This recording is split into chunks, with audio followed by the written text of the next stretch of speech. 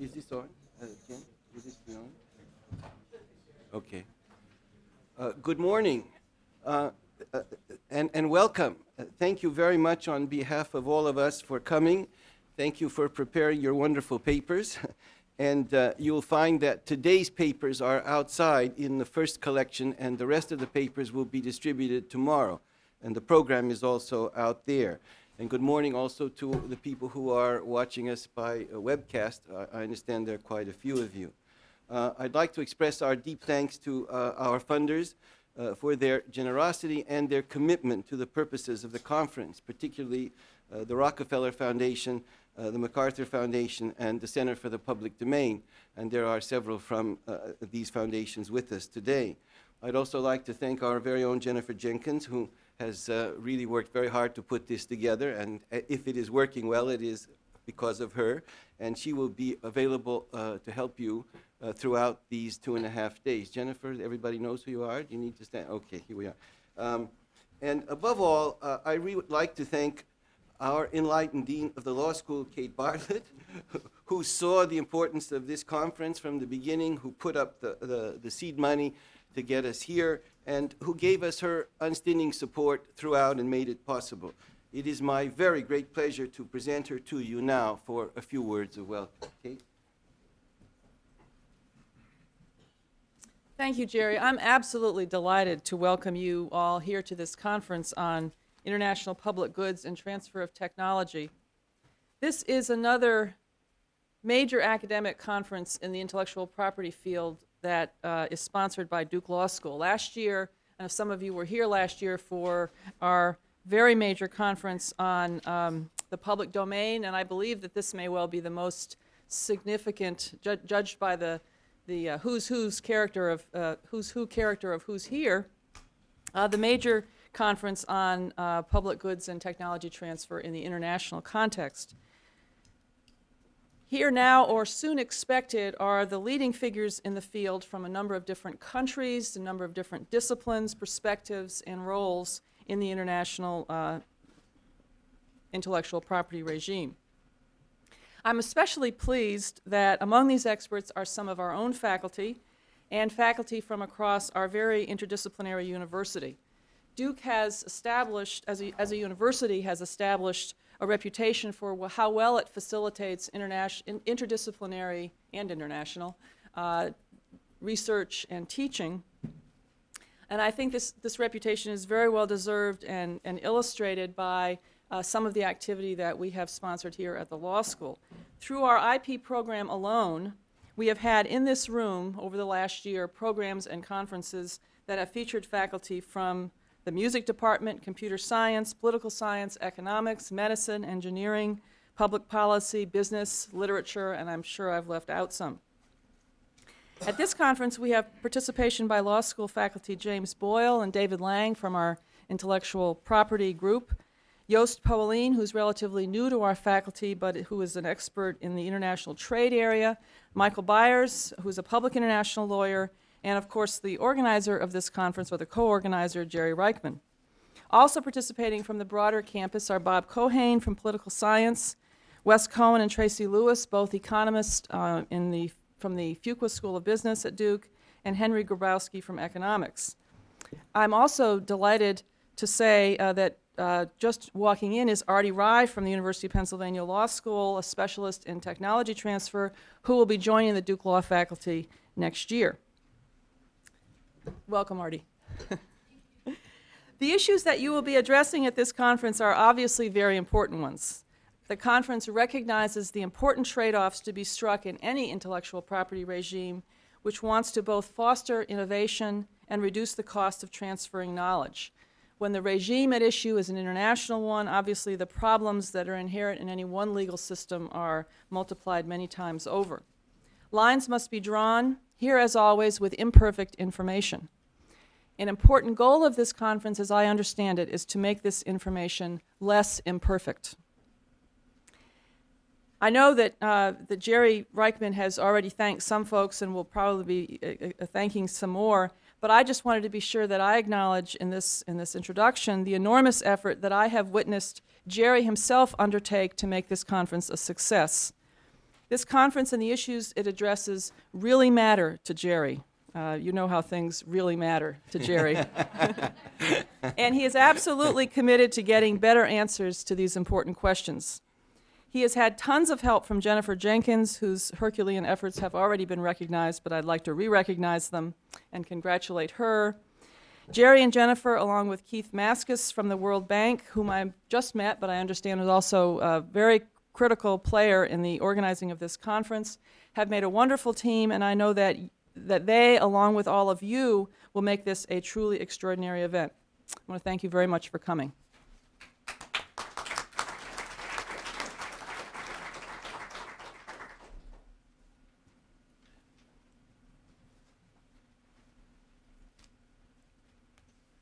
Well, good morning. I'm fighting a bit of a cold, so I'm sorry about that, but don't worry, I've been nowhere near China or Hong Kong lately.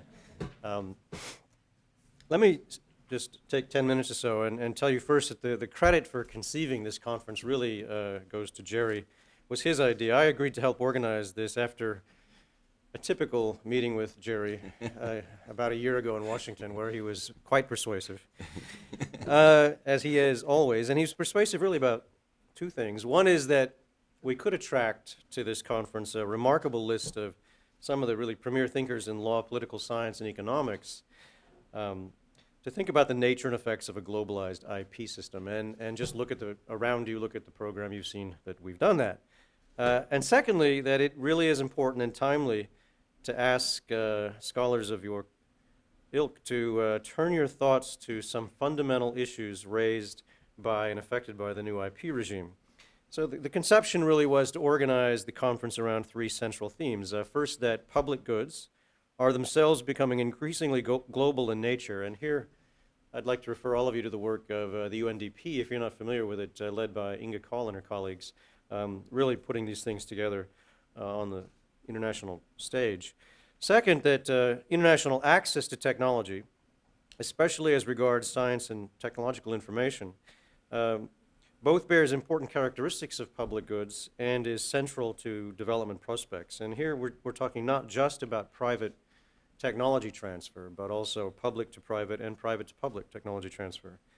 And third, that the emerging intellectual property system based on the TRIPS agreement, but extending to work at WIPO and bilateral agreements and unilateral policy changes in places like the United States and the European Union, really raised some promise for improving access to technology and expanding competition.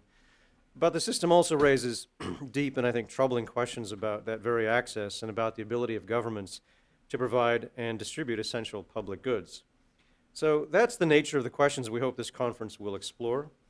There may not be definitive answers available to these questions, there rarely are, but we are confident that the meeting can shed some light on the issues and on how to move forward.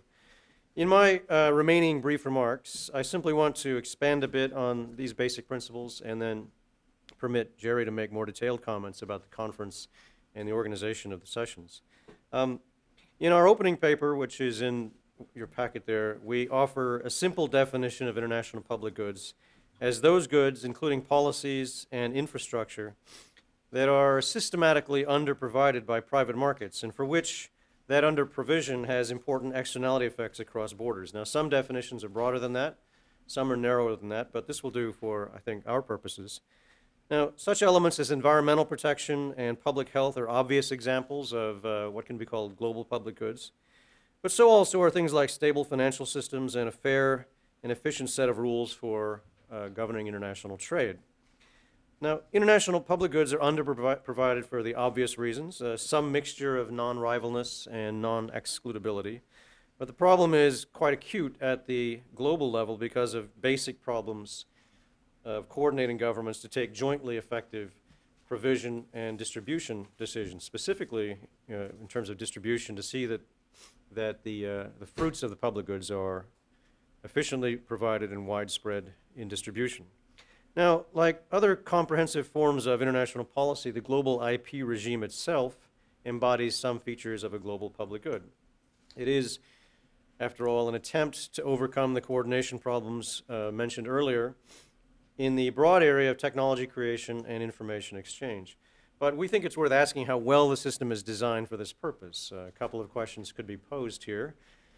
First, is the regime itself well provided as a public good? Continuing international controversies about essential medicines, about other aspects of intellectual property suggest that there may be considerable shortcomings in its ability to meet the needs of countries efficiently and equitably. And second, does the system improve or worsen the prospects for achieving other public goods? For example, even as the system might improve prospects for formal channels of technology development and technology transfer, how costly will it be in terms of its impacts on informal channels of technology transfer? Does the system impose significant constraints on the ability of countries and firms to fashion fair and dynamic means of competition? How might it interfere with, or for that matter, how might it enhance the provision of other key public goods, such as scientific knowledge, biodiversity, public health, and environmental protection? Finally, we place emphasis in the conference on technology transfer, technology acquisition, and dissemination because of their quite intricate relationships with intellectual property on the one hand, and their importance as an input into innovation and social policies on the other hand. So I think this conference really is an ideal forum for exploring the implications of a globalized system of protection. I hope that everybody else sees it that way, and we'll have some very strong contributions along the breadth of those issues. Jerry's going to talk in more detail about how the conference was organized in terms of sessions and his own views of the important sessions here. So, Jerry? Thank you. Thank you. I don't want to sound an unduly pessimistic note. I think Keith's brilliant book, Intellectual Property Rights in the Global Economy, gives us the best explanation of why the new global regime of intellectual property rights could do all sorts of positive things under certain circumstances. But I also think that if it were delivering what has been promised, I really doubt that this very wonderfully distinguished body of legal and economic scholars would have gathered here united by a common concern that more is not always better, that one size does not fit all, and that new distortions in the global market for knowledge goods seem to be cropping up faster than the old ones disappear. And I think the more we ponder the neglected role of public goods, this importance of public goods being brought to our attention by Inga Kohl's wonderful book, and she is here with us today, the more we ponder the neglected role of public goods in the worldwide intellectual property system, the more we come face to face with a growing shortage or undersupply of public goods in the very national systems of innovation whose technology exporters are the primary beneficiaries of this new regime. And the question that this raises, a nagging question, is whether this system we cobbled together in 1994 for the global intellectual property regime may not be reinforcing tendencies, disutilities that were already destabilizing and sapping the vitality of national systems of innovation under our very eyes, but that we didn't see. I think the obsession with stamping out free-riding practices that dominated the international standard-setting exercise blurred our eyes to what was taking place in the national systems that were, with patents, copyrights, and even trademark laws expanding to encompass types of innovation, I call them incremental innovation, bearing know-how on their face, for which they were not suited in their classical form in the 19th century. So we have patents and copyrights and trademarks spreading to encompass ever stronger forms of protection. We have a proliferation of hybrid intellectual property rights protecting industrial designs, tool designs, plant varieties, integrated circuit designs, boat hull designs, and last but potentially most toxic of all, electronic databases and collections of factual information filling perceived gaps. You put all this together, you put the pressures they trigger on the public domain that distort the traditional relations between public science and private innovation, the difficulties of getting technological inputs that were freely available to both scientists and innovators in the past, and you are struck by the fact that an intellectual property system that was constitutionally devised to promote, sustain, and stimulate the production of public goods has begun to undersupply these same public goods and even to ration and restrict access to those that were previously available. Now, I don't think any of this would have surprised those liberal economists of the old days, the 1950s and earlier, Edith Penrose and Fritz McCloop. They were very suspicious about intellectual property rights. They thought this was, at best, a second-best system for putting some appropriability into a system that otherwise lacked it for the reasons that Keith mentioned. But if you think about the system that they inherited, patented inventions covered a very narrow layer of discontinuous inventions that fell outside the technical trajectories guiding the day-to-day applications of normal scientific discoveries. Everybody else had to compete by means of reverse engineering, by honest means, the lead time advantages that you got, which are really supported by liability rules, not exclusive property rights, and by your trademark that guaranteed your production, your quality, your reputation as a quality producer. Copyright law was vigorously kept away from the product's market, and there was vigorous antitrust enforcement, which Professors Maury and Rosenberg at least claim was responsible for a lot of the technological leaps in information technology and communications of the 70s and 80s. Now, if you fast forward to what we have at the beginning of the 21st century, the contrast could not be starker. The Court of Appeals for the Federal Circuit that manages the patent system has deliberately molded that system to protect investment as such, no longer discontinuous technical achievements that elevate the level of competition. The patent system has accordingly degenerated to protecting incremental slivers of know-how applied to industry, and it has lately embraced those very business methods that were formerly the building blocks of the free enterprise economy. The copyright system, expanding in the same direction, covers software and digital productions of all times, and what's more, it surrounds them with untouchable electronic fences, and once outside those untouchable electronic fences, the only way you can get in is to accede to one-sided, non-negotiable electronic contracts that make you waive whatever rights you had before. And at the same time, the hybrid intellectual property regimes continue to multiply and fill other perceived gaps, so that virtually every product that competes on the products market today bears an overlapping, bewildering array of exclusive property rights, all of which make follow-on applications of routine technical knowledge more difficult. And on top of that, we have weak enforcement of antitrust rights and a virtual disappearance of the misuse doctrine that was once very vigorous. This process has been given a felicitous name by my colleague at the Duke Law School, James Boyle. He calls it the second enclosure movement.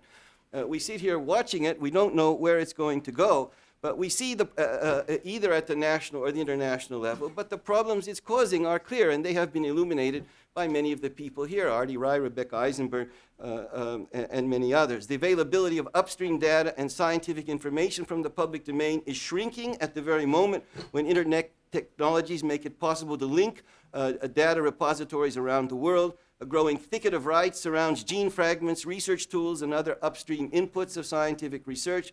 The transaction costs that this generates are impeding and delaying research and development in both the public and private sectors. The lost opportunity costs that are impossible to pin down economically are mushrooming as exchanges of knowledge goods and the pace of innovation diminish in response to growing anti-commons effects and transaction costs. And as some of the speakers at this conference have elsewhere been pointing out, complex research and development projects at every level, whether public or private, are becoming increasingly impractical when too many owners of too many rights have to be tithed along the way. And not to mention it, the sharing norms of science are breaking down. Well, these difficulties represent the unintended consequence of an excess of regulation and interference with market forces. And the question is, what are we going to do about it, and why are we moving in that direction in this incipient transnational system of innovation that we're cobbling together there? So if you look at these problems and you look at the role of developing countries out there, I think we ought to be seeing them as possible defenders of the competitive ethos if they could get their act together and and see their role. The obsession with free-riding uses of high-tech goods, which legitimately dominated the thinking of the Uruguay round, completely obscured these questions. The question we face today is precisely the question that escaped attention then. Do we really want the emerging international IP regime to reinforce the social disutilities that these protectionist excesses in developed systems have increasingly generated?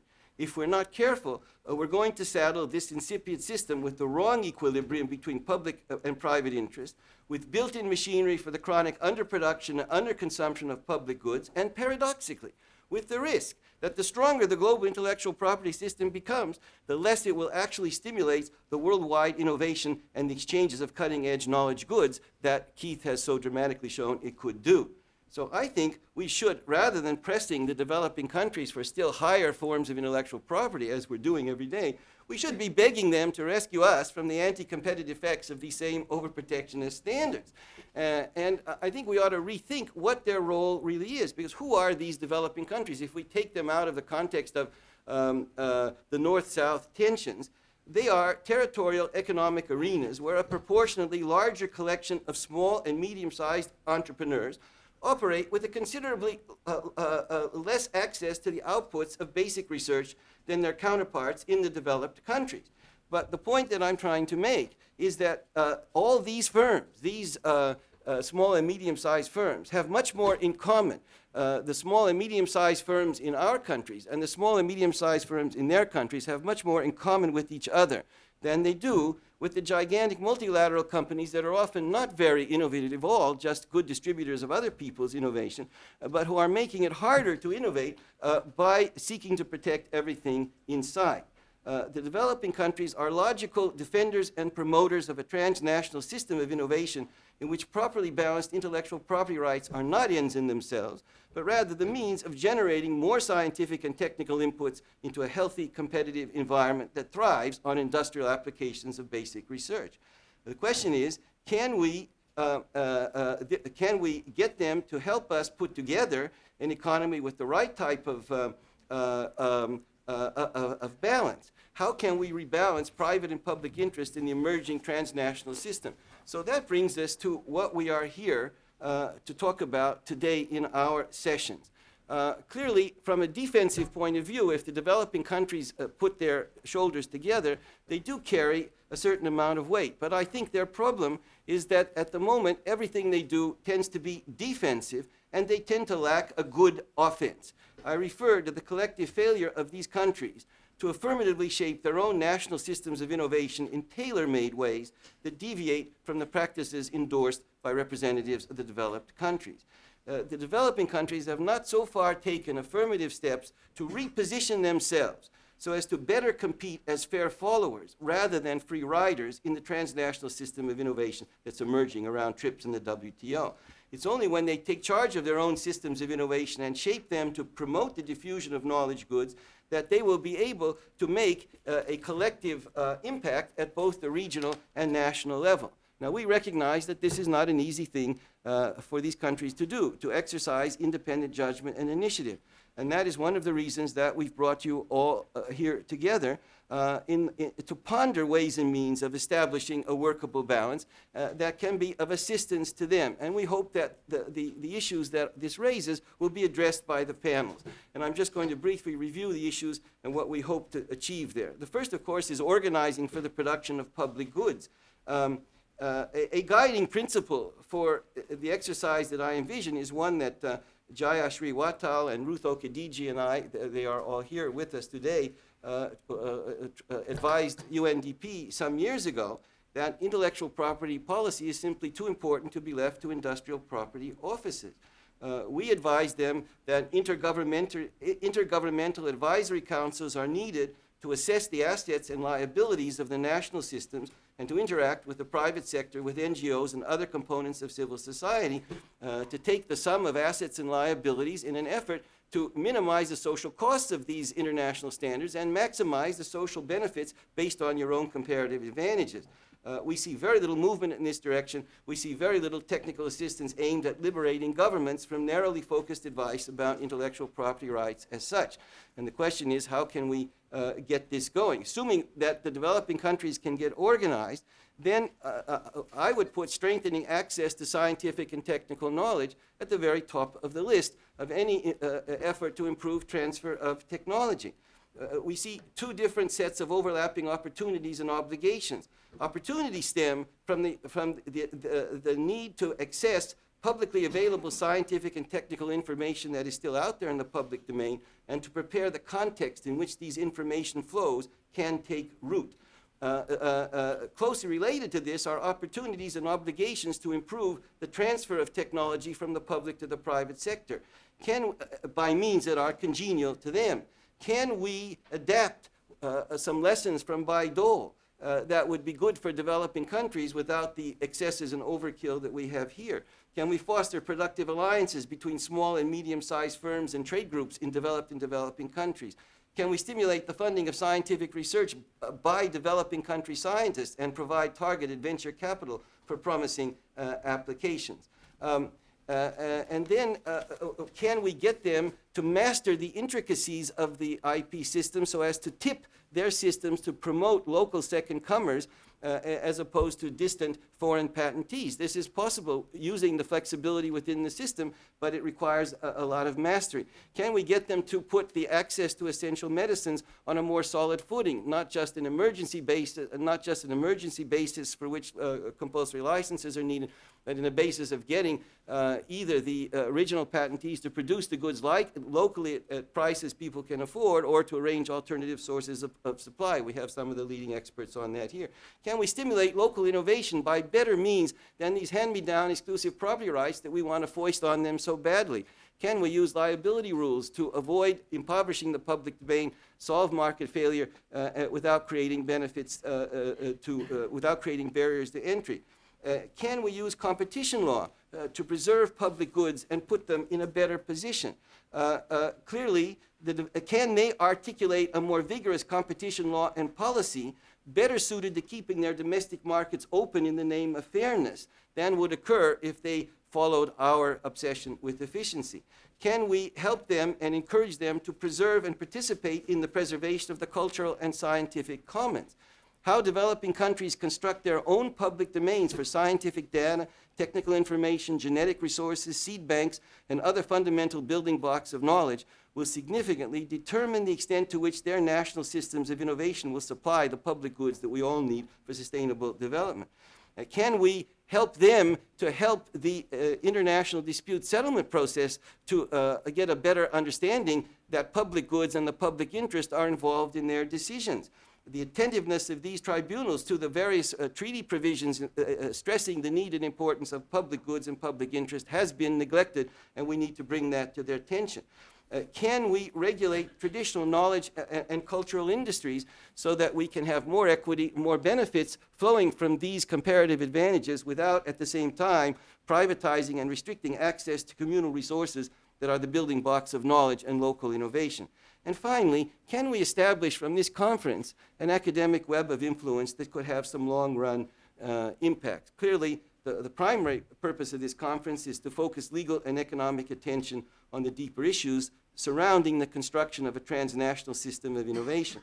But a secondary and no less important goal is to continue the academic contributions that we make here into the future as potential antidotes to the self-interested and narrow policy arguments that are put forward in the arena at the moment. Many have noted that in the halls where intellectual property laws are actually adopted, whether at the domestic or international level, there are rarely seats provided for those who seek to promote and defend the public interest. The final question for this conference, as we see it, is whether we academics can contrive to seat ourselves at the table by fashioning such cogent theories and arguments that any good faith regulatory process must take them into account. If the answer is yes, then we hope that an academic web of influence, once established along the lines that Michael Blakeney and Peter Drahos first proposed some months ago, might serve to define the agenda for discussion and avoid having to react to issues put on the table by others. I look forward to hearing your papers, your thoughts, and to sharing these moments with you. Thank you for coming.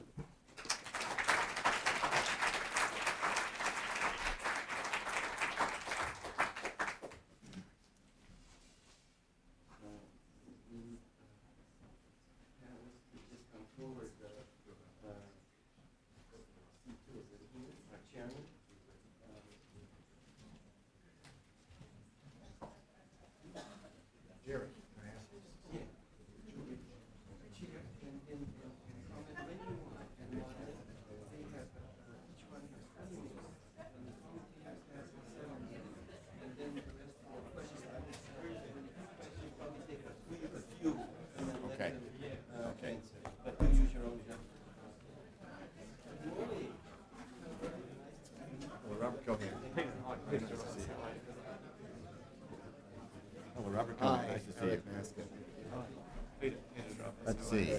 Eric, you're here. Right. And he's here. Yep, we're set. 1 or 2 minutes more would be okay with the action. I won't tell him that. That was great, Jerry. You We said were, everything that I wanted to say. We were colleagues at Harvard, but the way that place works, you never see people. That's right. That's right. And I was going to ask you. I knew we were colleagues there, but only for that reason. And when did you leave Harvard? I left 2 years ago. Are you going to start with some remarks? Yes. I'm not sure. When did he start? Same name. He was in political economy and government. He wanted on Yeah, sure. the economic side. He started in '95. Oh, then I must have.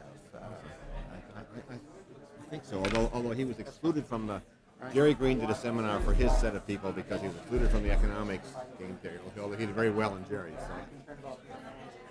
So. Time cards. Time cards, get rid of those. Okay. No, Yes. 5. I'm no good with time. Why are there 2 5s? All right. Robert, just chuck those, I think. I'm close to you. I can give you an elbow. I warn you, I'm a tough chair. So.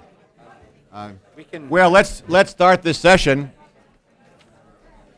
I'm Robert Keohane from Duke, and we have 2 wonderful papers and not a lot of time. So we'll start on time. We have a set of rules laid down not by me but by the organizers, which limit each of the presenters to 20 minutes each. And each of us discussants to 7 minutes each. And then we'll have some time for questions from the floor.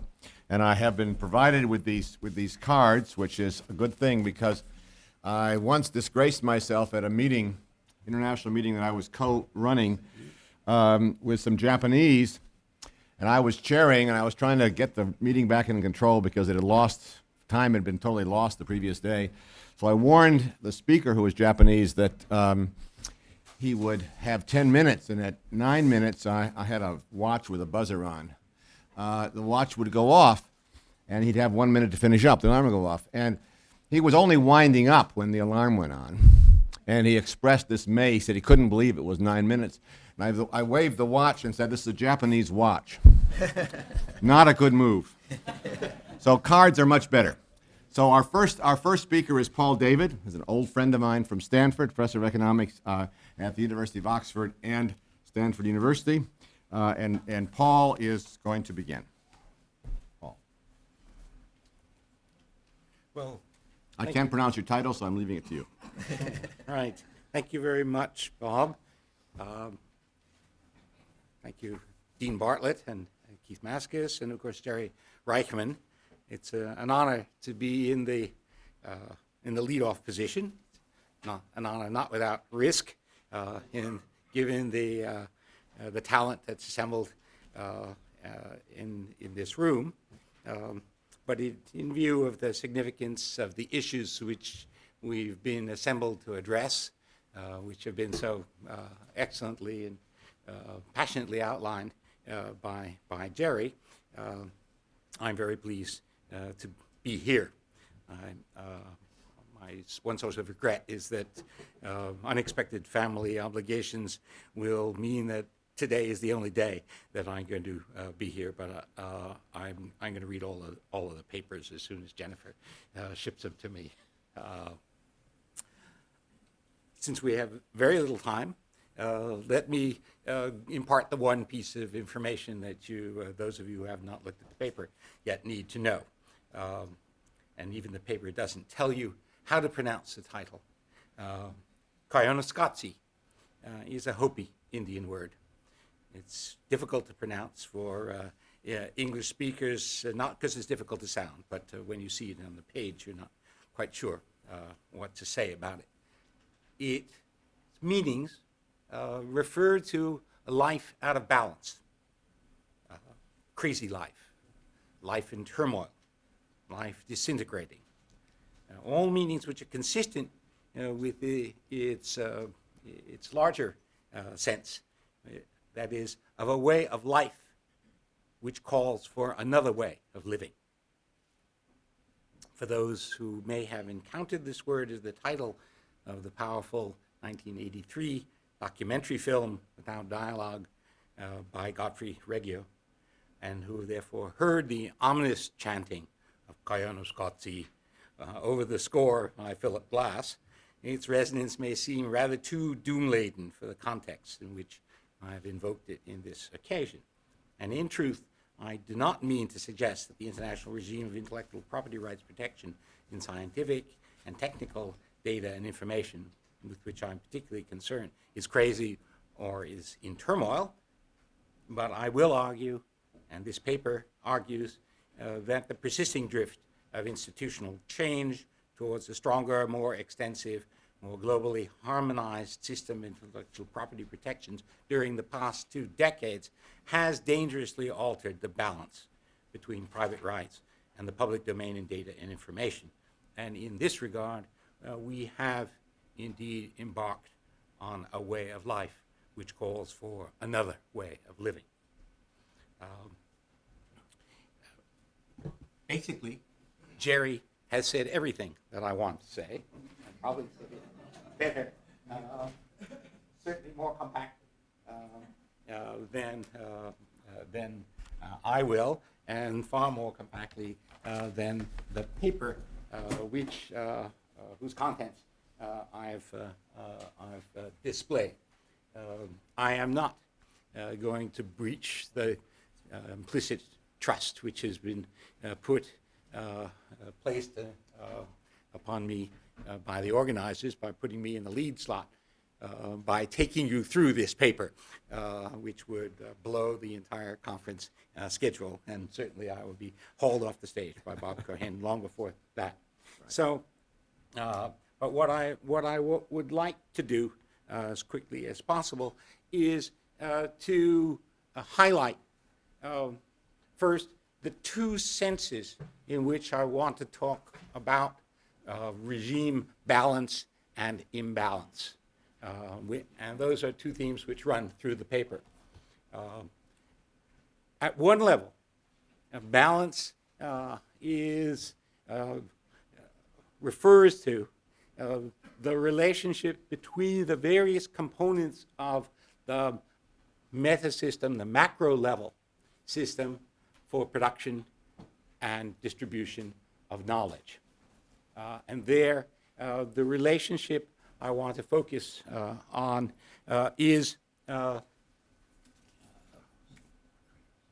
relationship between various systems, if you like, for dealing with the difficulties which the public goods character of information, knowledge and information, poses for competitive market systems of resource allocation.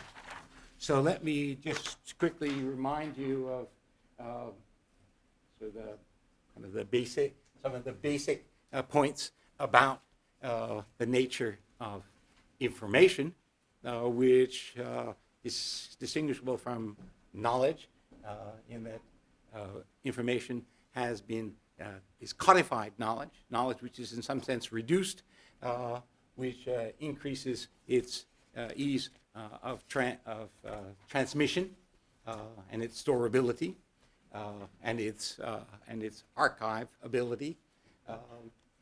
So I want to focus particularly on the impact of the changes in the regime as they affect research activity. And so research outputs are information, but inputs into the research process also are critically information. And information is not a normal private commodity. It has properties which have been noted as characteristic of public goods. Rather than non-rival, I like the term infinite expansibility, and the warrant for it is found in this letter from Thomas Jefferson to Isaac Pearson. And it's clear from this that Jefferson anticipated all of the insights which modern economic almost all the insights which have to leave us something, which modern economic analysis has brought to this subject, in noting this feature at the bottom of the page of the expansibility of space, in which he says it's a benevolent nature that has made ideas like fire expansible over all space without lessening their density at any point. And the notion that there is no natural right in ideas, but that society, as Jefferson says, can contrive and create a right, a private property right, if it serves a purpose, suggests the existence of systems in which there would be a purpose in doing so, but also reasons why in other uses or other spheres, the creation of private property right may not be socially desirable. We are in a situation where it's useful to notice that there is a system which is based, on the antithesis of, if you like, of private property rights and exclusion. The open science system is one. Let's see if I can. Whose logic can be seen as conducive to the rapid accumulation of knowledge. That is, there is a reward system which solves the part of the problem of monitoring the production of ideas. You can't tell what's going on in somebody's mind. You can base things on what they reveal only. So revelation is tied to the rewards. Rewards are both in terms of moral possession and the connection of other material rewards to collegiate reputation. And so you have from that a set of reinforcing the set of norms about disclosure of results, about methods. There are some tensions in this system because priority of disclosure is the basis for rewards, which creates a tension against the cooperative ethos of open science. People race for results, and so one can observe within the workings of scientific communities aspects of the inefficiencies which less than perfect conformity to the disclosure norms creates.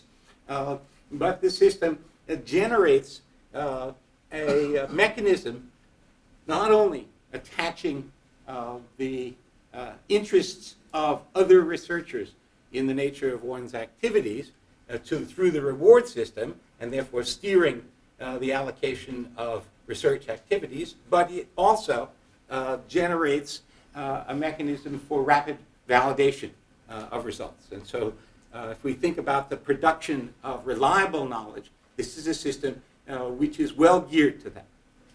But it's a system which has a fundamental failing. It cannot support itself. People who are enjoined to give away what they know and what they have learned about the ways to know more are unable to support themselves. So this is a system which must exist in conjunction with another system.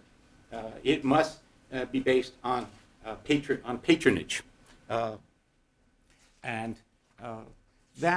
what that suggests is that we have a system which requires to be coupled with another system, which we all know, which is a system based on property. So property rights create the possibility of excluding others from possession, and therefore enable people to derive a rent or a profit, but a rent from possession of knowledge. So if we think about the two parts of this system together, one can see that they are part of a system which is a characteristic feature of systems for dealing with public goods, in which we have a market, a system which is based on the creation of monopoly, regulated monopoly rights in the case of public utilities, but in this case exclusive monopolies granted through intellectual property protection. We have a system which is based on if you like, public subsidy from taxes, either through a system of devolved patronage, assisted by a private system of patronage through foundations, which are privileged as far as their tax status. And then there is an alternative system, which is the analog of state production of public goods or state ownership, which is public provision or procurement of particular property through government contracting or government-sponsored research activities. And if we think about the macro system there, then what we can think of is that a balance, a shifting of the balance in the position in this simplex between the various vertices has moved things increasingly in the direction of the property system. What has caused this is a subject for a different and much longer lecture. But if you ever had an opportunity, I've written a paper which is cited in this paper, which is summarized, reduced to this diagram.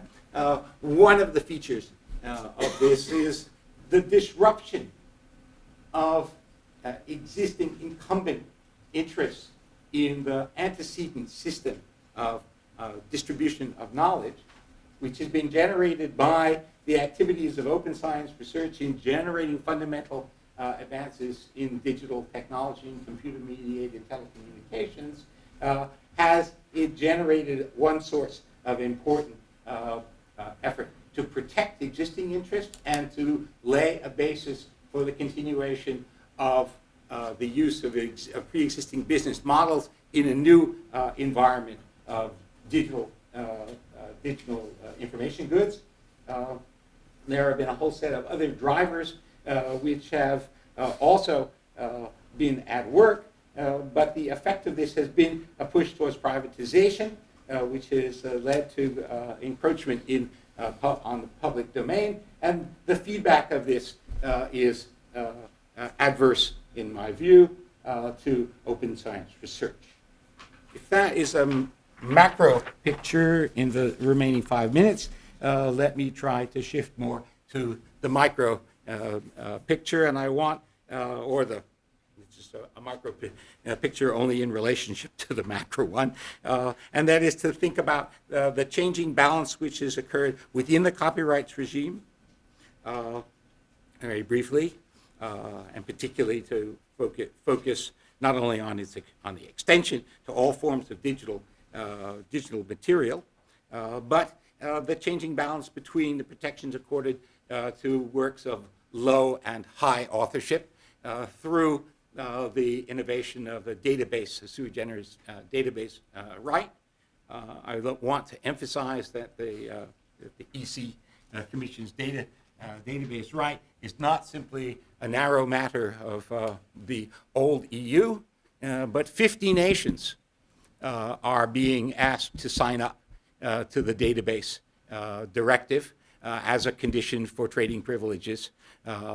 26 within the expanded EU, but then all of the associated countries. So a large block made form, which has been swept within this concept, which really is a fundamental attack on many of the basic aspects of the copyright regime. Let me just.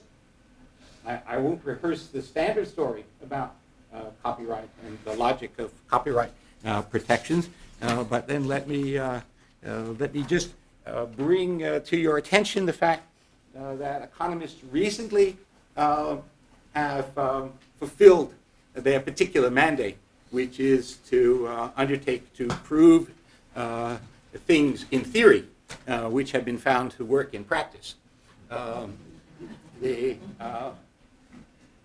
People familiar with the history of the evolution of copyright in the era of Gutenberg are fully aware of the fact that there was never a problem of the first author of a manuscript being unable to extract a positive price for it. The issue was always, first of all, in the age of Gutenberg, individual authors never had anything which they thought was worth printing. What they wanted to print was the Bible, was all things that were in the public domain.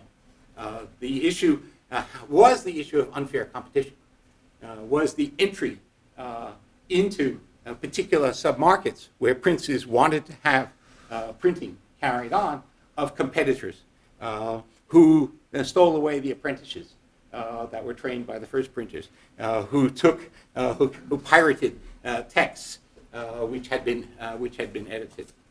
So the answers, in some sense, could be found in concepts of liability for unfair competition rather than the establishment of monopoly privileges.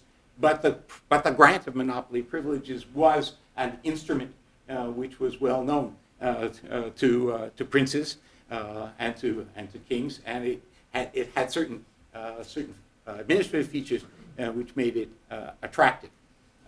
But it always was defined in terms of, and it was very limited in the age pre-copyright, as Karen Armstrong's excellent book has shown. Only about 10% of what was published in Europe was covered in privileges, as they would call, and those were typically for a modal length of time of 3 or 4 years. Enough, by the calculation of the day, to cover the first cost of a print run, which actually turns out to be roughly what University Press's first print run is, about 300, 400 copies. And that would allow the printers to break even. And that's the kind of protection. And the view was that it then returned to the public domain, was available for others. We've come a long way from that. Well, now the point of the recent theory is that it's quite possible to extract value even in the 24/7 days of the internet, where everything can be rapidly reproduced and transmitted everywhere, because time is of the essence. Having things before other people have them is something that people will pay for. Having a copy that can be copied is something which other people will be willing to pay for. And so. So let me, okay. So we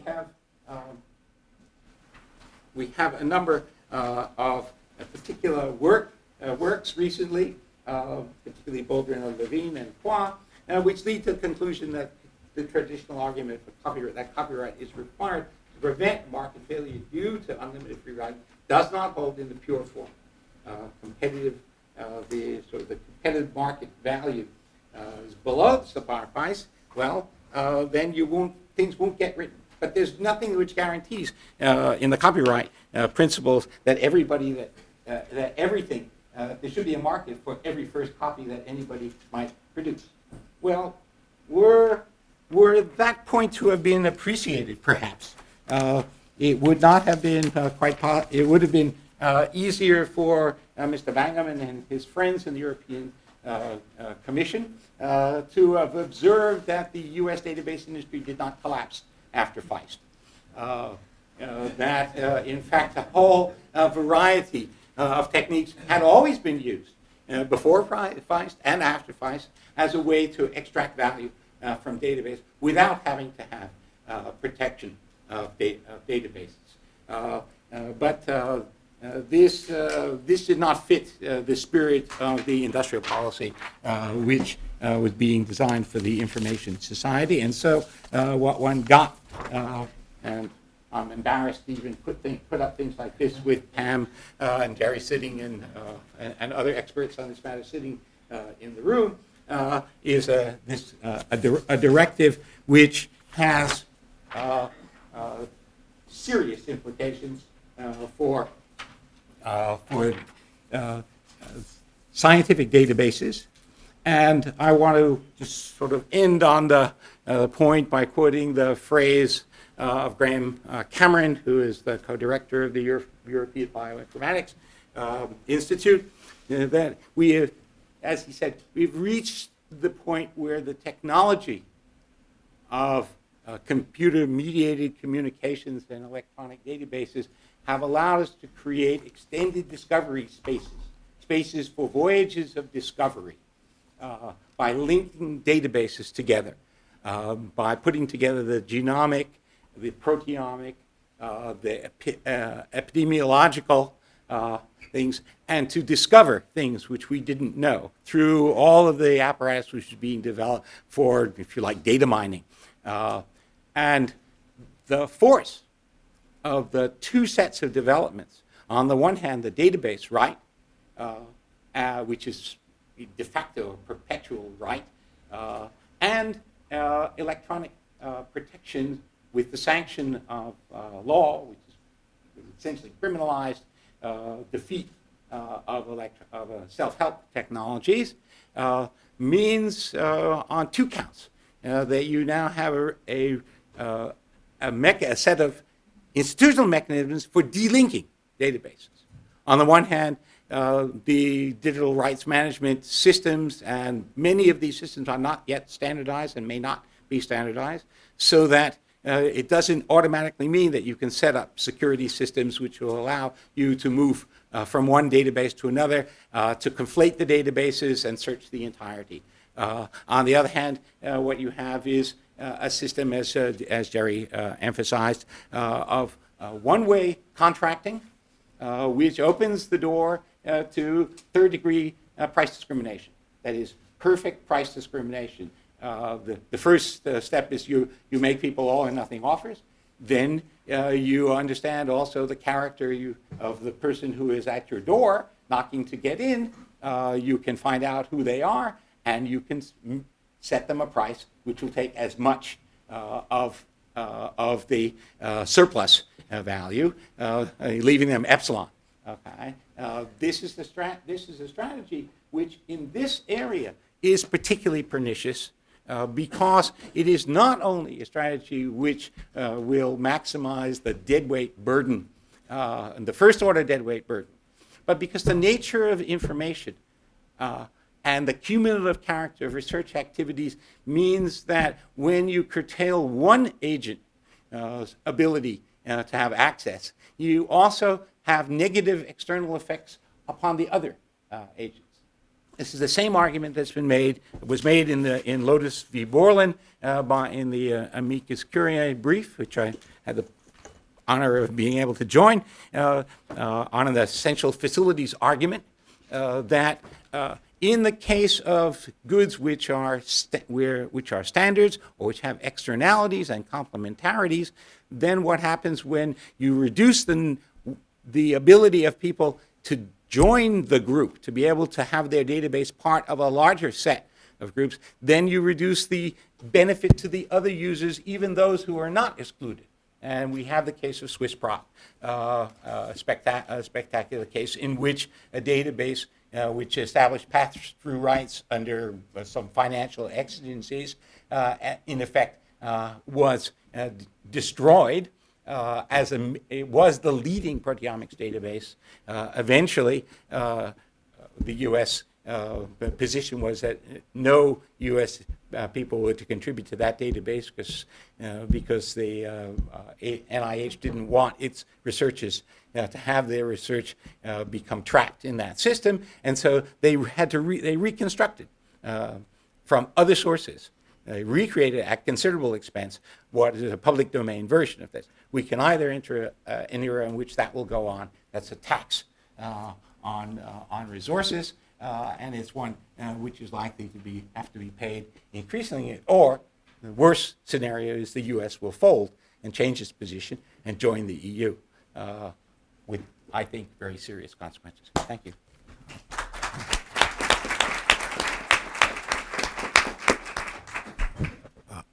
Thank you, Paul. Your invocation of Jefferson reminds one of John F. Kennedy's comment at a glittering dinner for Pablo Casals and other cultural luminaries of the early 1960s, that this was the greatest collection of talent assembled in the White House since Thomas Jefferson dined here alone.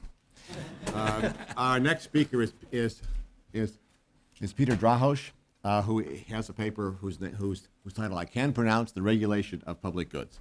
Peter. Yeah, let me just move.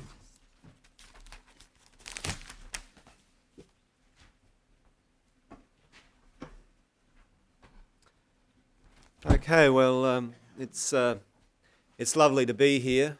I had intended to take the time to thank Jerry and Keith, but after Jerry's remarks about how time limits would be viciously enforced, I think I'll just skip all of that and jump right into the paper.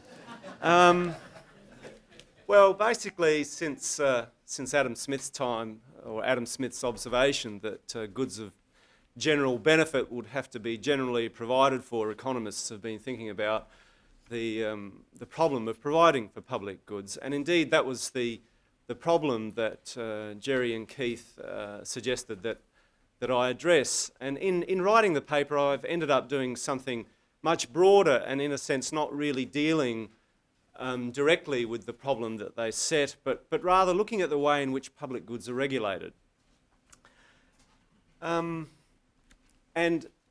My reason for doing that is that I think that there's a lot of merit in trying to link up the scholarship in regulation with the problem of public goods. I think there's a lot of merit in looking at theories of responsive regulation, for example, of the kind that Ian Ayres and John Braithwaite have developed, because those theories have as a virtue the idea of responsiveness and effectiveness and appropriateness of regulation.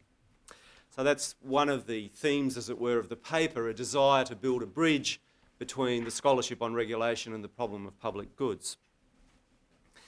Now, I should say that the notion of regulation that I draw on here, and which you'll find briefly described in the paper, is the notion of that can be best described as decentered regulation, which is to be compared and contrasted to the classical model of regulation, which assumes the state as the primary actor, in which law is the main mechanism, and in which coercion and deterrence play a large role. I think if you look at regulatory scholarship, I think it's fair to say that what has emerged in the last 20 or 30 years is a different kind of conception of regulation, which is no longer just confined to rules or the mechanism of coercion. Non-state actors are involved in the regulatory process. In fact, states themselves are the subjects of regulation. It's that they're regulatees, not just regulators.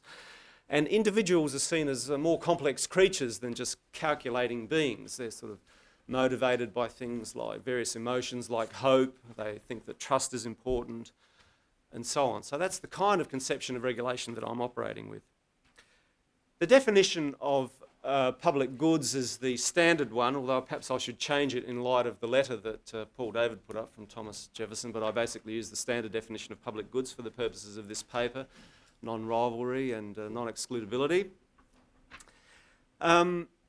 I spend a bit of time looking at this problem of, why do we have fewer public goods? And of course, there is a rather sort of simple explanation, or it's not simple so much as a deep analytical explanation to do with the insight from game theory, namely fear and greed.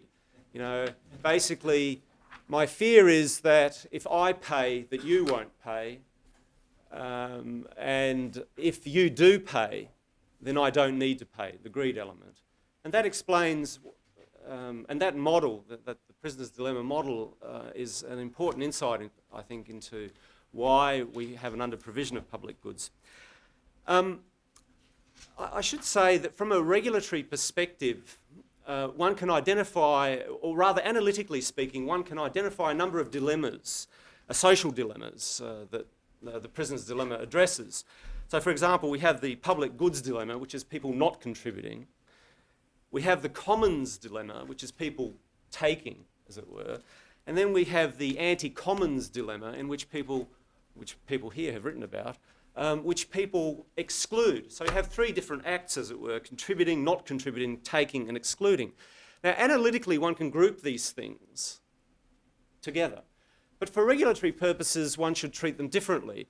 I think, for example, we know, psychologically speaking, that once people have made gains, they're very reluctant to give them up. This idea that once I've made a game, I become risk averse.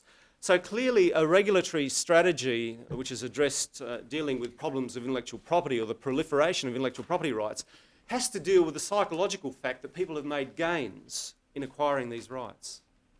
Okay, so the dilemma, these social dilemmas that share common analytical properties at a psychological and regulatory level sort of pan out differently. Okay, now another theme of the paper is that we need a far more sort of differentiated treatment of public goods problems. And for the purposes of the paper, I come up with a number of distinctions. There are already quite a lot of distinctions in the literature, which I think are important ones.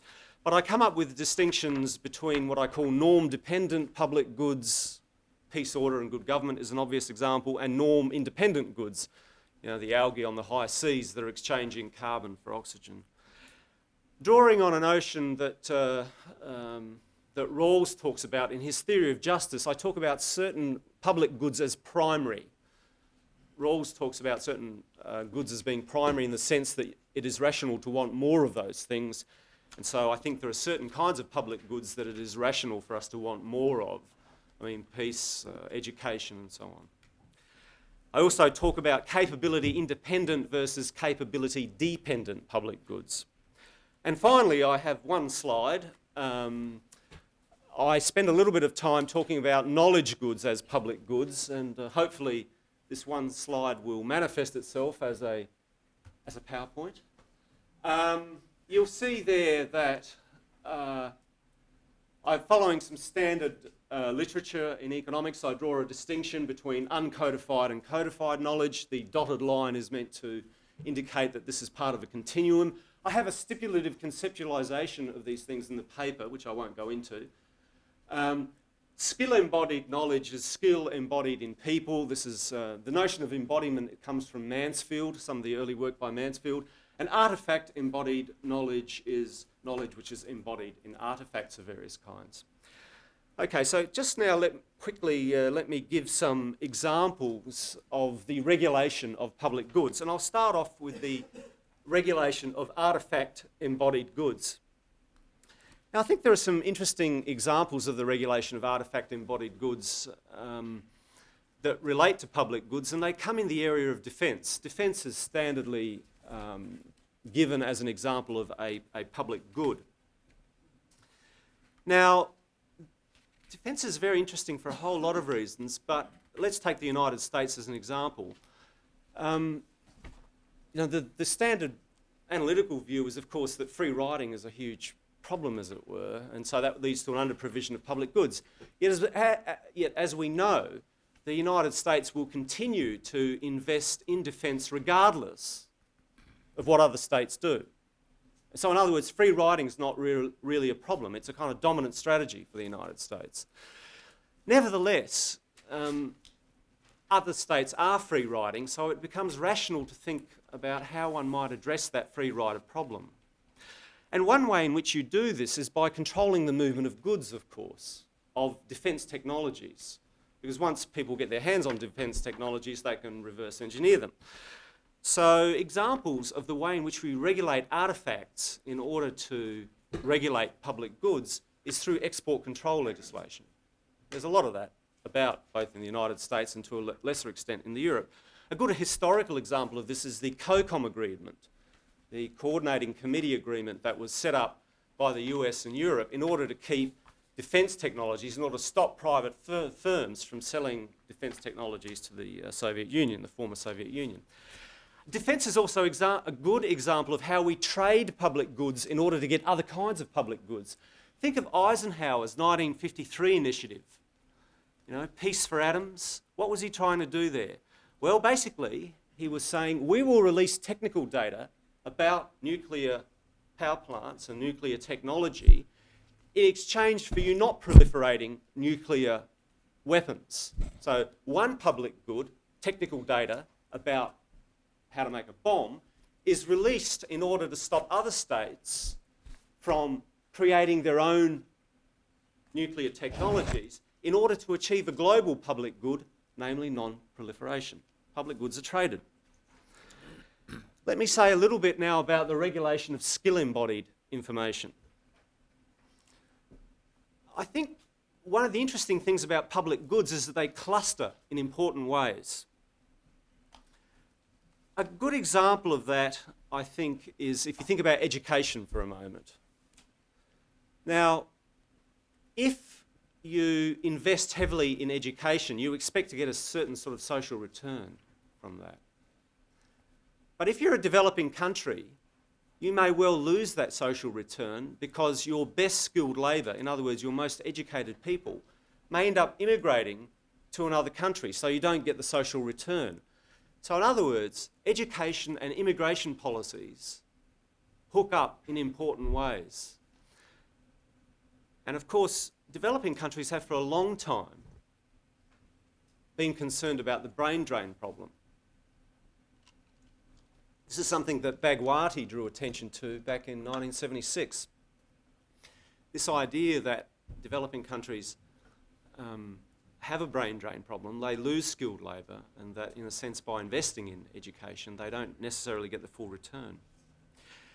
So public goods cluster in important ways.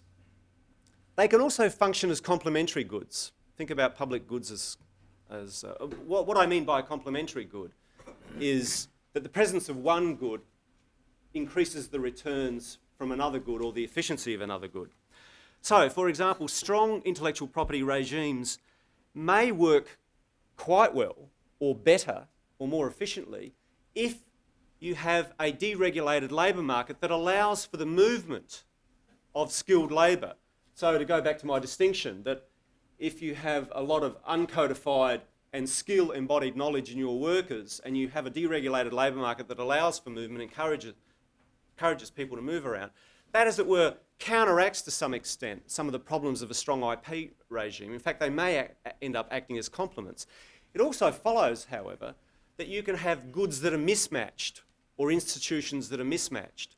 So there's no point in inflicting strong IP regimes on countries that don't have, for example, strong educational capacities or highly skilled labour markets, because amongst other things they won't have the necessary absorptive capacities when it comes to technology transfer.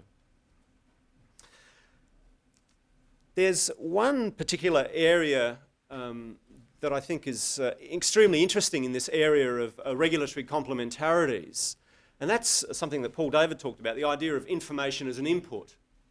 Now in the paper I talk about the information commons as an input. Imagine, there are lots of information commons about the place, so imagine, so the information commons act as a sort of input into creativity. Now one of the things I think that is happening is that we're starting to realise that the information commons, or the many information commons that exist around the world, are extremely important to processes of spontaneous economic ordering.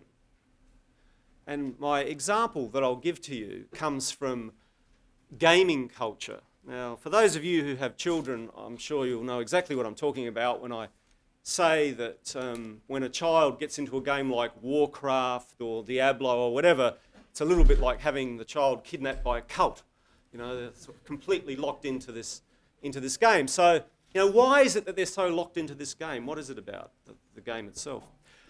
Well, let's just take Warcraft as an example. When you buy Warcraft, what you get is, aside from the game itself, you get access to a set of tools. The tools allow you to build scenarios, and the scenarios then get exchanged. Okay? Kids trade these scenarios with each other. What's more, they stick it onto the website that Blizzard Entertainment, I almost called it Lizard Entertainment, it's Blizzard Entertainment, that the site that Blizzard Entertainment runs. So they upload these scenarios that they've created onto this website, and they play these particular games using these different scenarios they've created. So, and of course, you know, not anybody, as my son said to me, not anybody can create these scenarios, like I couldn't do it, for example. Something that he said. Now, the reason I draw attention to this is an information commons. Okay, what we have here is an information commons. Now, what's remarkable about this is that this particular technique of creating an information commons results in very loyal user groups. So whenever Blizzard bring out a new game, everybody goes and buys it. Okay? I mean, it just sells, millions and millions of copies when a new game comes out. Now, what is it about this particular information commons that creates such a loyal user group? I mean, how does it happen so quickly? I think the answer has to do with the fact that it is a commons that's been created here. And the thing about a commons is that it's a sort of joint narrative. It's a narrative of enterprise. We're in it together. And this narrative attracts people with certain sorts of sensibilities, certain sorts of values, and they form a group identity. And this group identity has all sorts of important features about it, loyalty being one of them. So that's what I mean when I say information commons creates or certain kinds of processes of spontaneous ordering. Now, of course, the million-dollar question is, how can these information commons coexist with intellectual property? Do they or don't they? And I think the answer varies according to the particular kind of commons that you're talking about. You see, the commons that Blizzard has created coexist with intellectual property rights. In fact, it's based on intellectual property rights. But there are probably examples of other information commons that don't coexist quite as well. Okay. I'll skip that part of my paper that deals with the private shaping of public goods. This is essentially the story of TRIPS. Many scholars have written about this particular area. I especially am looking forward to the book by Susan Sell, which I think will be the definitive work, actually, on the TRIPS agreement, which I understand is going to be published either in April or May. Essentially, what I do in this section of the paper is to look at the work of Maskus Olsen, his two books, The Logic of Collective Action and The Rise and Decline of Nations. And I argue that his theory, although I think it is a theory of limited applicability, is quite a good account of how TRIPS came to pass. So let me now, in my last couple of minutes or so, address what I think is a really fundamental problem, which is why don't citizens get the amount of public goods that they really want? I mean, I think it is a very important question that Jerry and Keith have asked. What are the obstacles to the provision of public goods? And I don't think the answer has to do just with self-interested preferences. I mean, it's kind of tempting to say that's all there is. It's just a combination of greed and fear. Yet when we look at the empirical literature, citizens report that they want quite high levels of public goods in certain areas. I mean, for example, they do want more public goods in areas like the environment, food safety standards, education and so on. So why don't they get them? Well, in the paper I argue that and I think this has to do with the fact that we're motivationally complex human beings. We're not just motivated by greed and fear, and there is a sort of other-regarding element that complements our self-regarding element. So my answer to the question that I pose, and I suppose it's sort of speculative, is when we look at the answer in the global context, why don't we get more global public goods? Because, of course, some of these things can only be addressed globally. Environment's a spectacular example. I think the answer has to do in part with the fact that there's no global mechanism of social choice. We don't have a global democracy. So there's no system out there that's picking up these other regarding preferences. And probably there might never be such a system. So then how do public goods get provided if there's no global mechanism of social choice? Well, I think if you look at the areas in which global goods have been provided, and the Montreal Protocol is the standard example in the literature, ultimately it relies on the entrepreneurship of individuals. I mean, think about how the Montreal Protocol came to pass. It was a most unlikely coalition. I mean, DuPont, the biggest producer of CFCs, changed its mind And in part it did so because of perceptions about the fact that the perceptions that community thinking had changed about the environment. And I spent a couple of days interviewing people at DuPont, and it's easy to dismiss this idea that corporations might actually be interested in some sort of broader matrix of moral values. But I came away from those interviews convinced that in part, it wasn't the whole story, because of course they could see certain financial gains for themselves by being leaders, as it were, in non-CFC production. But in part, they were concerned about their reputation before the community. Think of the other elements of that coalition. There were the Nordic countries.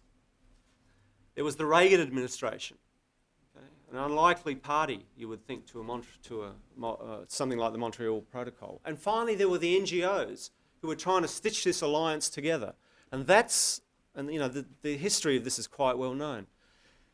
So ultimately, I think we're left with the reality that while we have these other regarding preferences, there is no global mechanism of social choice, and we are going to have to rely on the entrepreneurship of individuals, of elements of civil society, of elements within the corporate sector to stitch these things together. And that, I think, ultimately will lead us into an under-provision of public goods. I think that's the situation that we're stuck with. Thank you.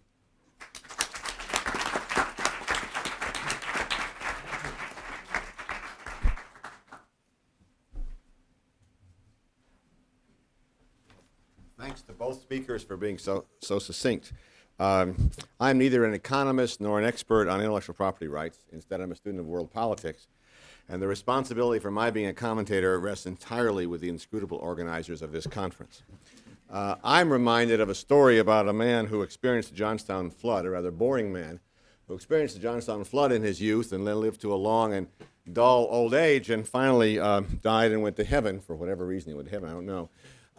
But some people think heaven is boring. Anyway, he went there, and St. Peter greeted him and said that he had a chance for a show and tell that afternoon.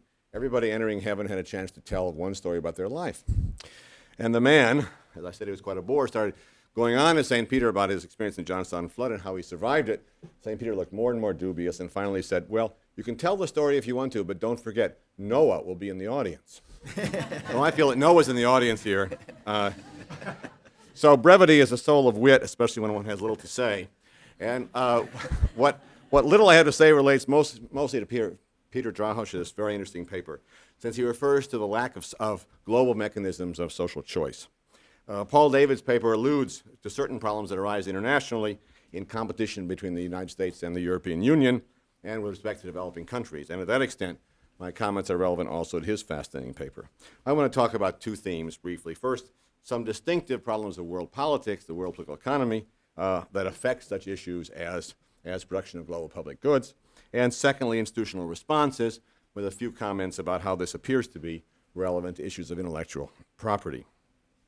In the background of both papers is a set of problems having to do with politics at the global level, which is of course characterized by a lack of effective comprehensive government and by a fragmentation of law. And 5 problems can be singled out as especially important. First, incentives are not well designed for efficiency. The issue of incentives is at the heart of this conference. Internationally, there are often incentives for actors to externalize the cost of their actions on those outside of their countries or their economic unions. Actors also have incentives to free ride on the accomplishments of others unrestrained by government action. Secondly, institutions at the global level are weak. Their rulings are often not authoritative in a meaningful operational sense. Thirdly, power is distributed in a highly asymmetrical fashion. The United States, the European Union, and to a lesser extent large, rich states such as Japan, have a great deal of influence in WTO, in the TRIPS agreement, and in domains not regulated by international institutions. Small, poor states have little influence. In his paper, Paul David declares that, quote, nothing presently compels, unquote, countries that are TRIPS signatories to follow the U.S. and European lead on intellectual property laws. From a positive political standpoint, he should have said, nothing but the likelihood that powerful states will otherwise employ threats and coercion presently compels such conformity. The implications of the two statements are quite different. Fourth, I said nothing in the agreements. much of the politics of intellectual property, like other international politics, revolves forth around distributional issues. rather than about how to create more efficient arrangements. It's not the case that these actors are working hard on trying to make more efficient agreements. They're working hard at trying to get more for themselves. Harold Lasswell wrote a book a long time ago in political science called Politics, Who Gets What, When, and How. And a lot of this politics is about that. And finally, fifth, in the absence of authoritative government, it is difficult to arrive at solutions and avoid both bargaining deadlock and noncompliance with rules. From a game theoretic perspective, there are always multiple equilibria and often incentives to participants to hold out for better results than those on offer. But there are some responses that international institutions typically have to these problems, although the responses, as the IPO situation, the IP situation indicates, are sometimes cause problems of their own. And these solutions, of course, do not involve the classic domestic solution of passing binding legislation. And I'll mention 5 responses that international institutions sometimes reflect.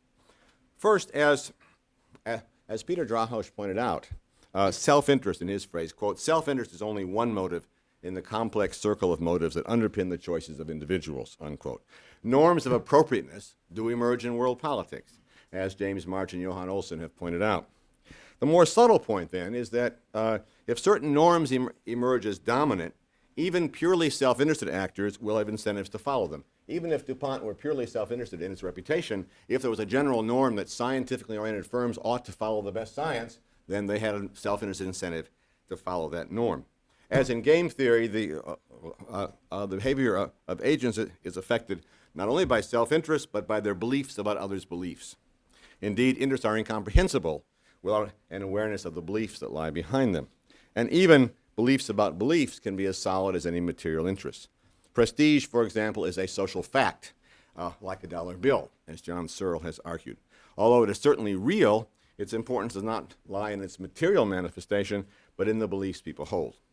Both money and prestige matter a great deal in politics, but only insofar as people hold beliefs about others' beliefs.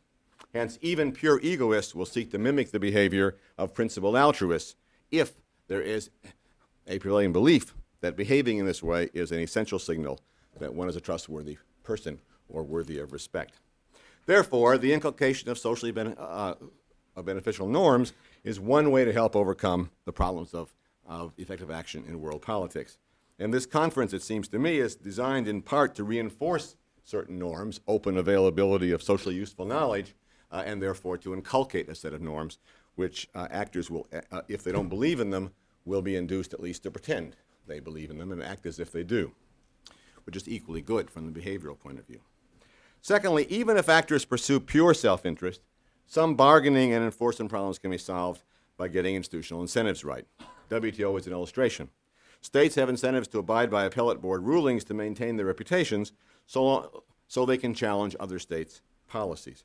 Enforcement takes place horizontally through monitoring by firms and states rather than through a centralized policing process. The thrust of Jerry's presentation this morning and papers for this conference is, however, that there's in some ways too much enforcement by powerful states in the current intellectual property system. So the solution to the problem can in some ways be worse than the disease. Third, institutions can help to overcome the problem of multiple equilibria by providing focal points for solutions. A prime example is the ruling of the European Court of Justice 24 years ago in favor of mutual recognition as a practice in the European community. This ruling provided a focal point out of many possible solutions to the harmonization problem. Now, of course, any focal point has distributional as well as efficiency effects, as seems clear in the debate over the emerging international property regime, intellectual property regime, which Jerry has talked about. Fourth, another way to overcome problems of multiple equilibria is for powerful rich actors to choose their preferred outcome and provide side payments to other states to join. This was a key factor, as Peter knows, in the ozone agreement. That is, the rich countries gave the developing countries longer time to fulfill the agreement and paid them off with a so-called fund, Montreal Protocol fund, which gives financial aid to these countries.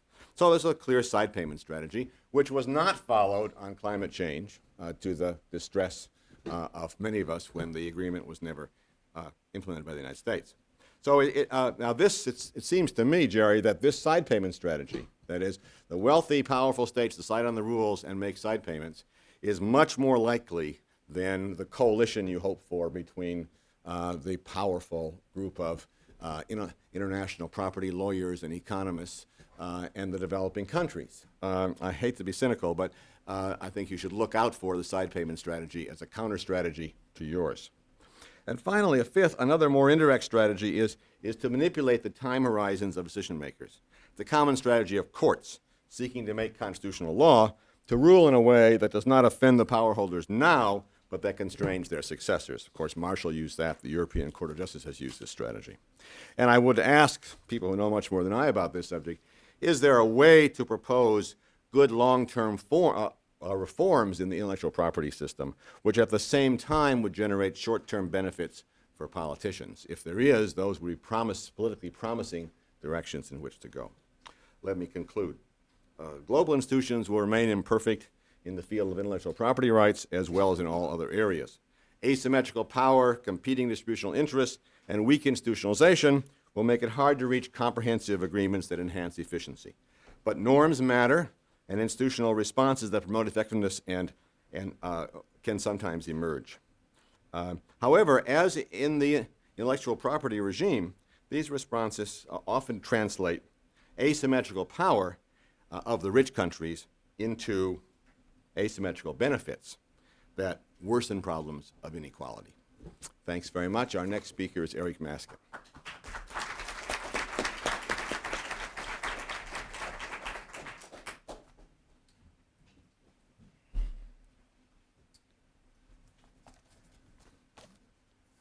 Good morning, and first of all, many thanks to the organizers for putting together a remarkable conference.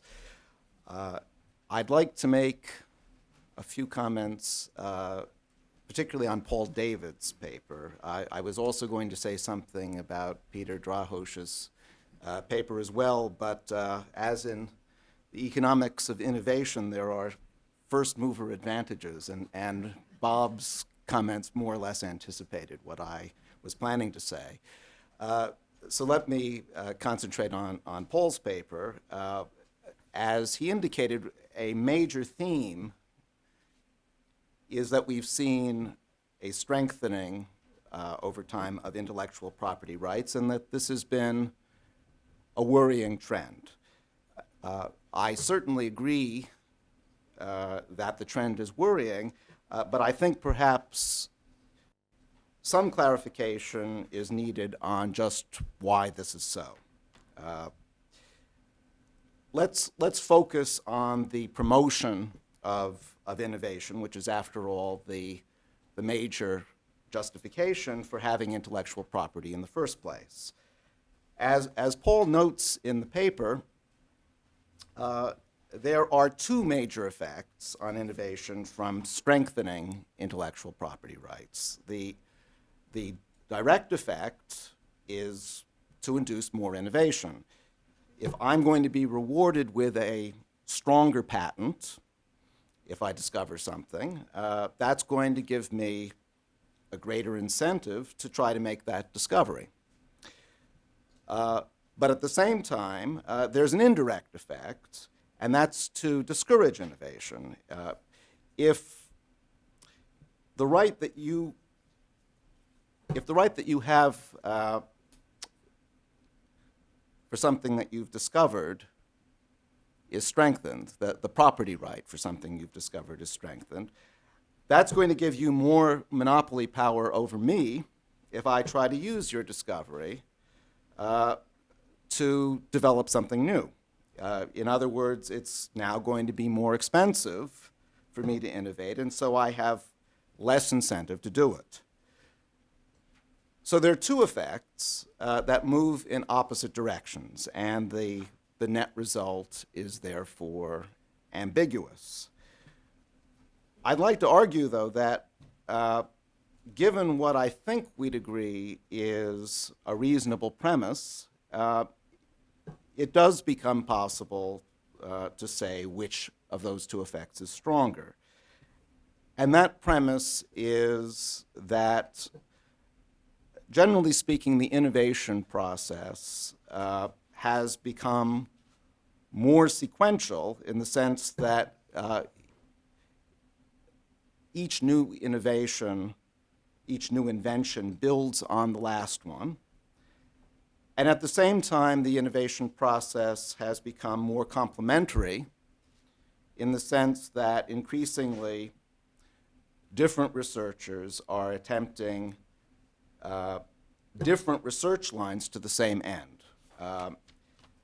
And this complementarity increases the overall probability that discoveries will be made. So grant me the premise that innovation has become more complementary and more sequential. The claim is that in a world where these two trends are evident, patents should be made, patents and other forms of intellectual property should be made weaker, not stronger. And roughly the argument is this. If patents are weakened, then yes, the direct effect is to weaken my incentive to innovate. However, if innovation is becoming more sequential, it now becomes more likely that the next discovery will build on my first discovery. And in fact, I might try to build on my discovery myself. However, if innovation is becoming more complementary, then it also becomes more likely that you, rather than me, might have a shot at making the next discovery by building on the invention that I've already made. And the weaker patent regime will make it easier for you to build on that discovery. Furthermore, if the discovery is made, if the second discovery is made, this will work to my benefit too as the discoverer of the first invention, either because I make the second discovery myself, or because you make it and I can share in the profit through some sort of license royalty, or you make it and I now have an opportunity to build on that second discovery. In other words, if sequentiality and complementarity are strong enough, I will benefit as an innovator, and innovation itself will benefit from weaker patent protection. Now, I've made this argument for patents in particular, but analogous reasoning applies to other forms of intellectual property protection as well, such as copyrights. And this, I think, is an important reason for why Paul's fears about current trends may be justified. Let me stop there. Thank you very much.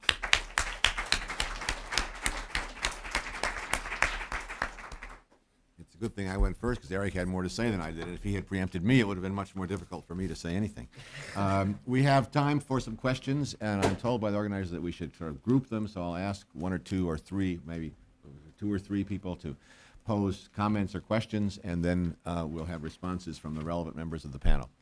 Who wants to begin? Yes, ma'am. My name is Susan Bragdon. I work for the International Plant Genetic Resources Institute. I just wanted to ask a question from Jerry's suggestion and then Peter Drahos' comment on that about the banding together of developing countries, because I think I like the idea of that banding together to sort of try to right the imbalance, this asymmetrical power, but it seems the ability of developing countries to do that requires a shared sense, a common concern among the developing countries, and if they don't have that, you're going to have unilateral action from the asymmetrical, power, either through trade sanctions to keep this sort of the asymmetry that the developing countries getting together to have a common position. And my sense is, if you look at over time from like the Montreal Protocol through the Convention on Biological Diversity, that we're finding less cohesion among developing countries rather than more. So that you might have had at the time of the biosafety issue coming up in the Convention on Biological Diversity, a real cohesion among developing countries, but by the time the protocol is being developed. It's more dispersed, and I think you see that same sort of diverse interest in intellectual property rights. So I guess I tend toward the sort of side payment, a more cynical view of how you develop that sort of balance to the asymmetries and the trends we see in intellectual property rights. So I guess I'd just like some comments on the ability of developing countries to come up with a theory to balance, to count on them to right the imbalance that we're seeing in intellectual property rights systems. And then just a quick question also to Peter Drahos about this idea of needing an entrepreneurial effort to create global public goods. And if you see there's a way in different sectors for us to learn from one another, we're trying and have seen sort of creation of global public goods in genetic resources. And how could we learn from one another to have a more common effort? And I think that's partially what UNDP is doing in terms of trying to create an umbrella and trying to see how we could learn from each other. Is there a sort of common way to do that? Thank you. I'll take one more question, and then Jerry gets the first shot at the answer to that, because, yes, sir. Just a question in amplification of the previous one. Objective of the conference, of course, is to look at the impact of intellectual property rights on public goods. And a subtext to that is that maybe we can effect something. The previous questioner referred to possible coalitions of developing countries standing together, shoulder to shoulder, as Jerry mentioned. My first question, or I'm eliciting some sort of comment from Peter, and that's in relation to the bilateral relationships that exist. The capacity of developing countries to manoeuvre is considerably circumscribed by the 100 or so bilateral intellectual property agreements effected by the United States, which imposes substantially plus obligations upon them. And maybe Professor David could comment. He's used his Hokie Tomahawk missile on the EU database directive. To what extent can academics affect policy change? Possibly his comments are eliciting from the European academics some sort of response to what's happened in Europe. And I turn that back on him and say, given the US intellectual property regime, to what extent can US academics affect regime change? Okay, good. These comments are related, and Jerry, do you want to come up here a minute and make a quick response, and then I'll go to Peter and then to Paul. The only response I would make to the well-founded cynicism that has been expressed is that we have a stunning example of success that has to be put there, and this would be the 1996 WIPO negotiations on the WIPO copyright treaty, where the results were balanced. Not, of course, the ones we enacted at home claiming that we were implementing it, but the treaty that actually came out of Geneva was balanced because you had Africa, Asia, and Latin America quite solidly lining up with private groups that had shared interests and were explaining the issues and were putting up a lot of money to make sure that all voices were heard. So I am very interested in this in the various perspectives that you put there, because I think it would illuminate why that was successful, because you had a coalition of private and public interests working in a direction against other interests, and you don't have that in the bilateral forum, and you don't have it in some other forums. And the question is, how can you put it together again on a more stable basis so that it doesn't have to be reinvented each time? Good. Peter? Do you want me to answer all three? Whatever you want to say briefly in response to all three. Yes. Right.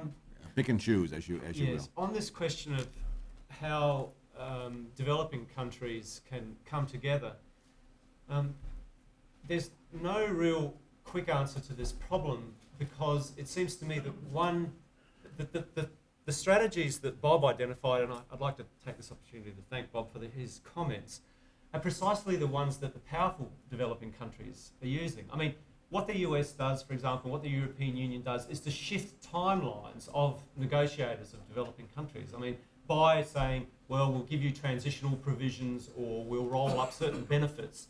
And so in a sense, the shifting of timelines is what the powerful, as it were, are doing to the weak. And as Michael Blakeney pointed out, they're doing it particularly at the bilateral level, where they're wrapping up many sorts of inducements, as it were, in order to get developing countries to sign this. The only way in which this can be combated is not through any institutional reform. I don't think that this is a question of institutional design. What I think it is a question of is genuine group identity emerging, which we've never really had. I don't believe, for example, that UNCTAD ever really constituted a genuine group identity, because that group identity was never rooted back in the capitals. So what developing countries have to do is to avoid this twin track problem that they face, which is that whenever the multilateral game is going badly for a powerful state, it shifts to the bilateral track. And that's when developing countries face a successful divide and conquer strategy. The only way to combat that is through a group identity, and then trust will emerge. It is pointless talking about institutional design or incentives at the institutional level, because trust does not emerge in that way. You can't design for trust. It comes through groups. How do we learn from each other?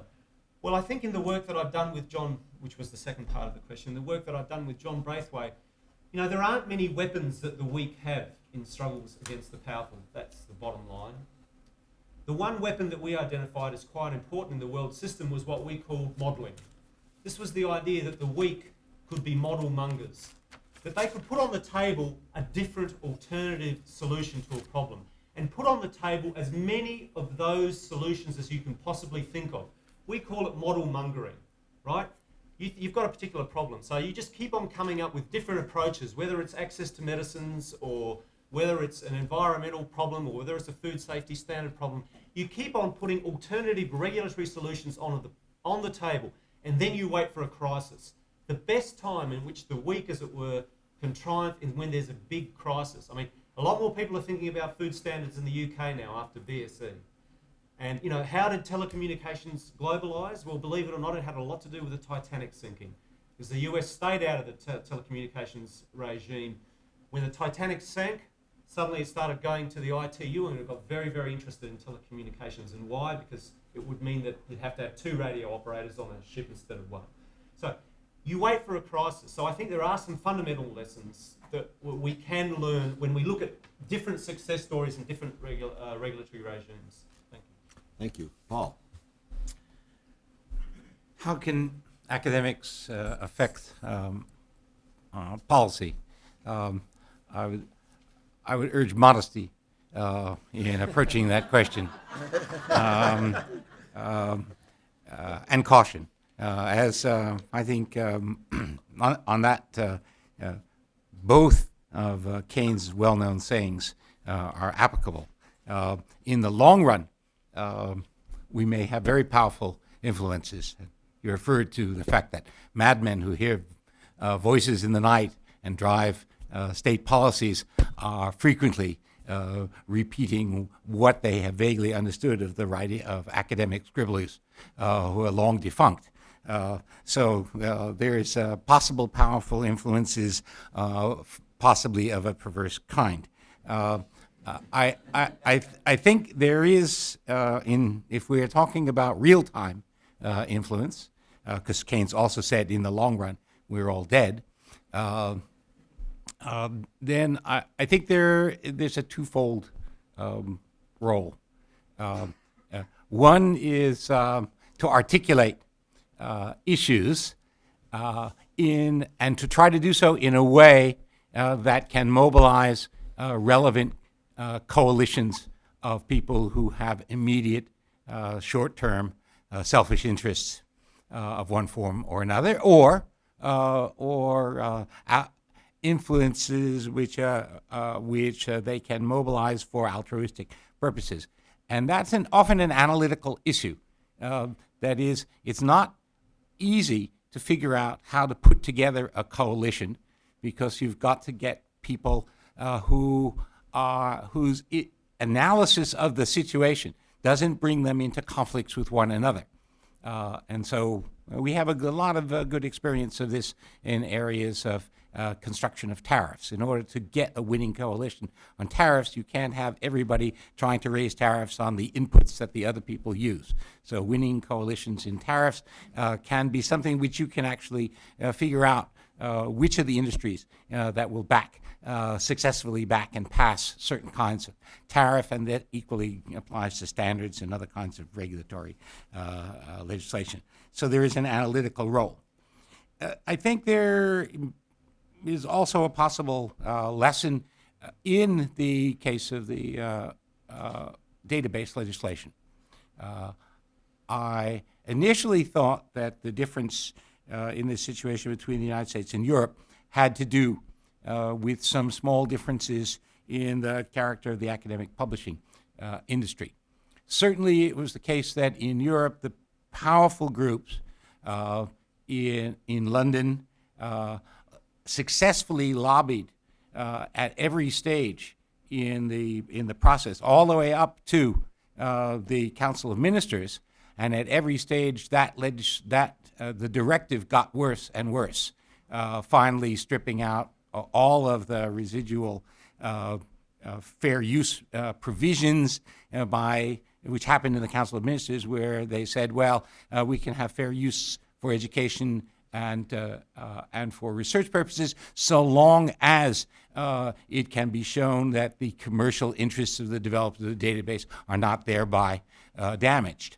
So now the European scientific community is very badly fractured.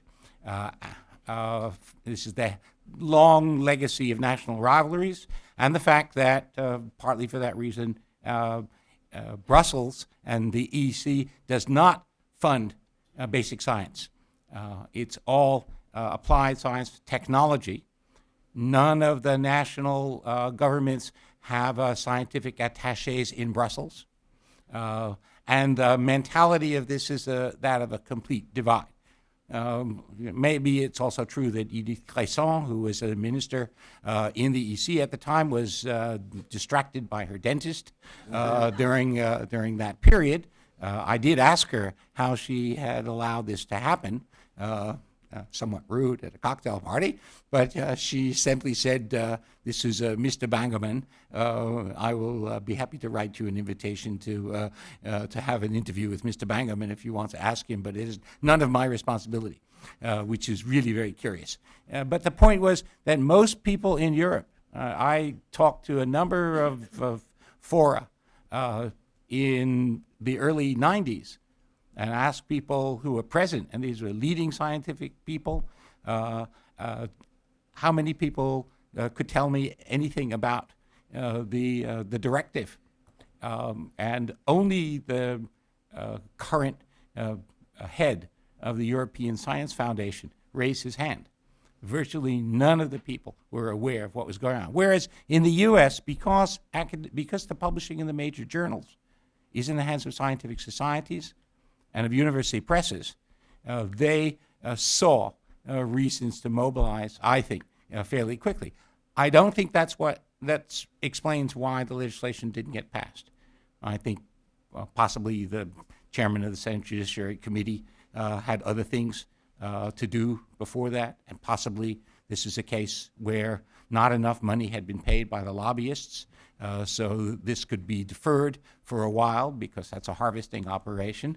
You don't want to pass the legislation too soon. So I don't think we're out of the woods on that. And I think it will take a certain amount of ingenuity and active support for those groups, and there are substantial groups that have an interest in the database in not having database legislation because they use databases, because they want to do deep linking. They want to be able to provide search engines and websites and portals which require not having other database contents locked up. So there's a question of trying to elicit and help them. Okay, two short footnotes, and I'm going to ask Jerry a question about timing. The first footnote is on Peter's point about coming up with alternative regulatory solutions. One should, developing countries need to tie those solutions to global norms. And AIDS is a great case, the case of drugs for AIDS, because there's a global norm that people shouldn't die needlessly.